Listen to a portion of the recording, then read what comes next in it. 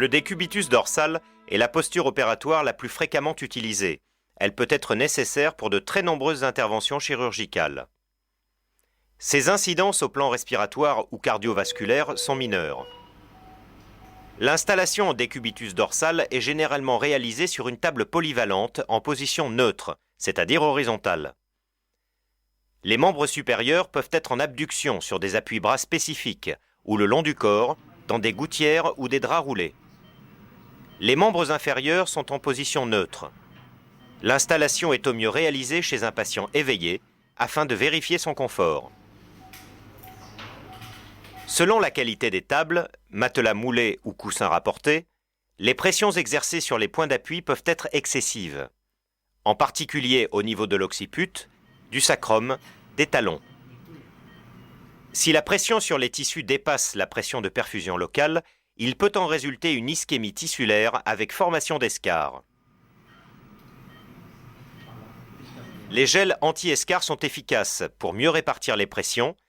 Ils peuvent être donc largement utilisés. Certaines configurations spécifiques sont disponibles, comme pour les talons ou pour la tête, avec des coussins plats ou mieux, en forme de beignet.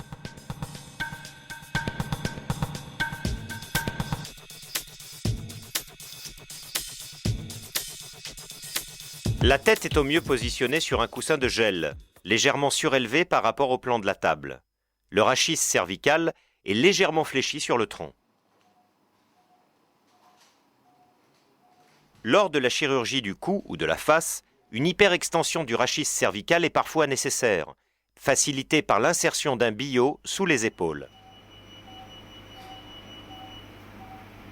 Cette hyperextension doit être limitée du fait du risque de compression des artères vertébrales, voire de compression médulaire, en cas de rachis arthrosique.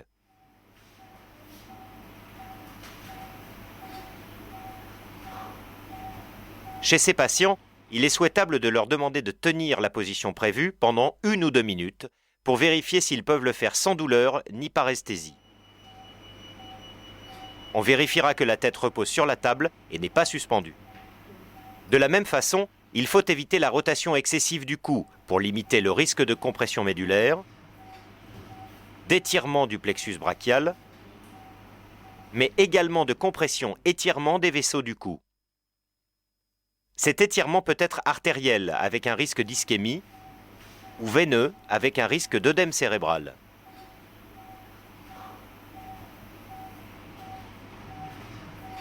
Enfin, dans tous les cas, les yeux seront soigneusement occlus et protégés.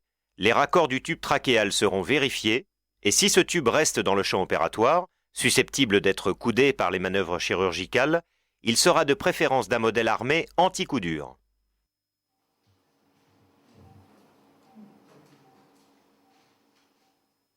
De nombreux patients sont lombalgiques et la perte de la lordose physiologique induite par l'association du plan dur de la table avec la perte du tonus musculaire de base peut être délétère. Un coussin placé sous les lombes limite cet inconvénient.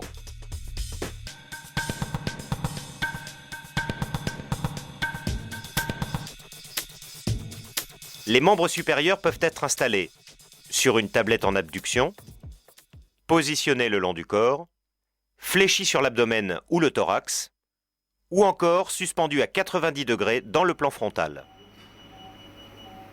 Lors de l'installation des membres supérieurs bras en croix, il est important, dans tous les cas, de reconnaître une posture qui mettrait en danger le plexus brachial, les nerfs ulnaires, radial et médian. Dans cet exemple construit pour la démonstration, on peut constater une hyperextension et une rotation du cou, une rétropulsion de l'épaule, l'appui-bras n'est pas au niveau de la table, une abduction excessive responsable de l'étirement du plexus brachial, une compression de la face postérieure du bras sur l'angle de la table et donc une compression directe du nerf radial, une compression du nerf ulnaire au coude, une main qui pend avec risque de compression du nerf médian. La position va donc être corrigée en installant la tête dans l'axe avec une légère flexion, sans hyperextension ni rotation excessive, en réduisant l'abduction qui doit être inférieure ou égale à 90 degrés, en corrigeant la rétropulsion de l'épaule qui doit être inexistante, en induisant un léger cubitus valgus, c'est-à-dire en position physiologique, et en tournant la paume en supination.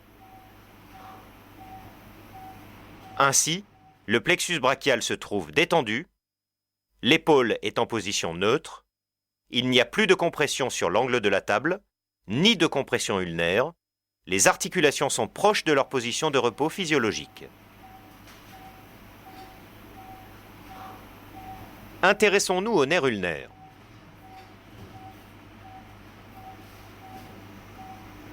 Lorsque la main est en pronation, la gouttière ulnaire est en contact avec la table. Il existe, dans cette situation, un risque de compression directe du nerf. Si l'avant-bras est positionné en supination, la gouttière ulnaire devient libre, n'appuie plus sur la table, l'appui se fait sur l'olecrâne. Le nerf se trouve alors protégé.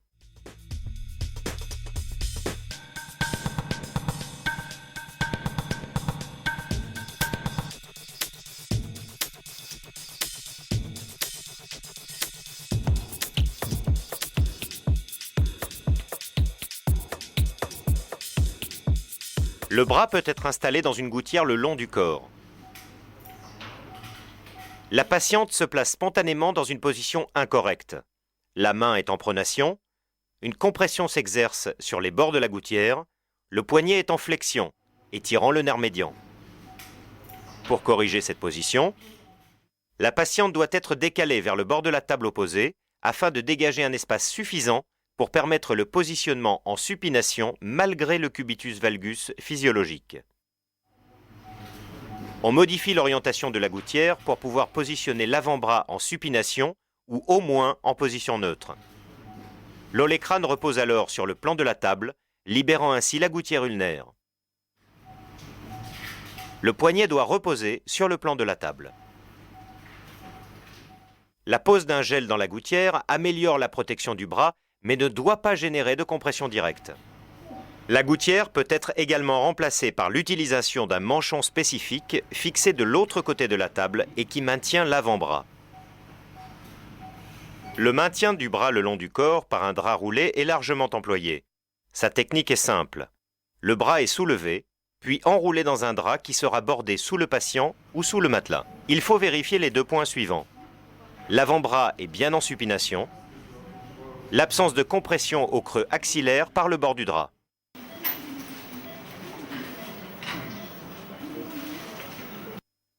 Dans tous les cas, lorsque le bras est positionné le long du corps, son accès durant l'intervention n'est plus possible. Les tubulures des perfusions devront être adaptées à cette situation.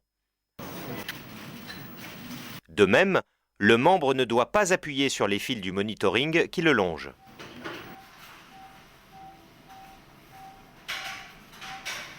Un bras en l'air dans une gouttière. Habituellement utilisé en décubitus latéral, cette position est parfois associée à un décubitus dorsal sur table orthopédique. L'avant-bras est posé en pronation dans une gouttière surélevée, approximativement horizontale, le coude est fléchi à 90 degrés. Attention à la position de l'épaule. Évitez l'abduction excessive supérieure à 90 degrés, l'antépulsion, une traction excessive. Chacune participe à l'étirement du plexus brachial. Attention à l'avant-bras dans la gouttière.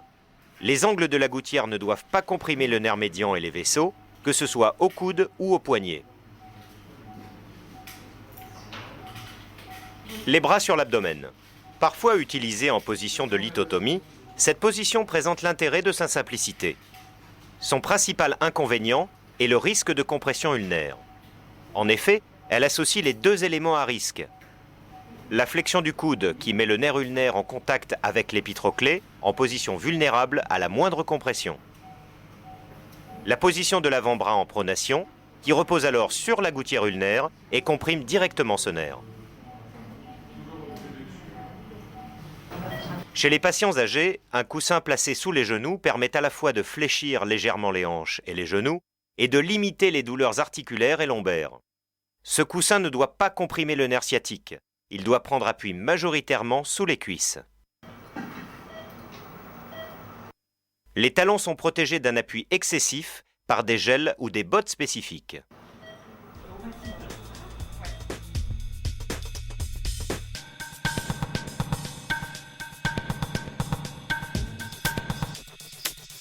Plutôt qu'un décubitus dorsal strict sur plan dur, la position en chaise longue doit être privilégiée autant que possible. C'est particulièrement vrai pour les interventions sur un patient vigile, sous anesthésie locale ou loco-régionale, par exemple en chirurgie ophtalmologique. Certains brancards s'y prêtent particulièrement, qui combinent la fonction de brancard et de table d'opération. Ils possèdent un matelas épais, une tétière réglable, mais pas d'appui-bras. Cette position peut être réalisée avec une table classique en associant une légère surélévation de la tête et des cassures de la table, assurant ainsi une flexion des hanches de 30 à 40 degrés et une flexion des genoux à 25 degrés. Les chevilles sont en très légère flexion plantaire d'environ 10 degrés. Cette posture positionne toutes les articulations dans leur position de repos physiologique, ce qui limite considérablement les douleurs articulaires post-opératoires, notamment chez les personnes âgées ou arthrosiques.